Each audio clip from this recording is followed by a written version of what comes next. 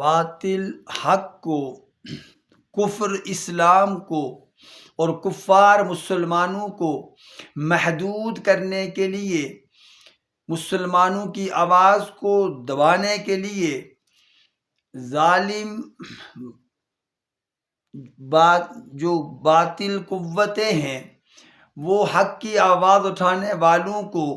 ازل سے ابد تک تین ہی طریقے ہیں جن سے وہ اس آواز کو دباتے ہیں، جس کا ذکر اللہ رب العالمین نے سورۃ الانفال کی اس آیت میں فرمایا ہے وَإِذْ يَمْكُرُ بِكَ الَّذِينَ كَفَرُوا لِيُثْبِتُوكَ أَوْ لِيَقْتُلُوكَ أَوْ لِيُخْرِجُوكَ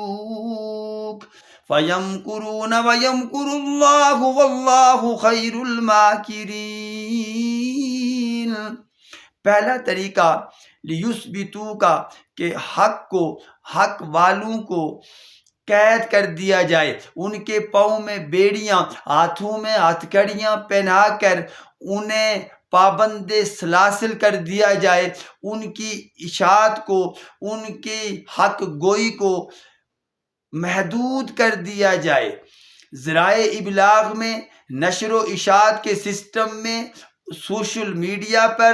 پرنٹ میڈیا پر، الیکٹرانک میڈیا پر جو بھی ذرائع ابلاغ ہیں ان کی بات کو آگے نہ بڑھنے دیا جائے، لیثبتو کا ان کو قید کر دیا جائے۔ یہ پہلا طریقہ ہے جو چلا آ رہا ہے اور یہ چلتا رہے گا۔ دوسرا طریقہ او لیخرجو کا کہ حق والوں کو ان کے اپنے مراکز سے، ان کی مضبوط جگہوں سے،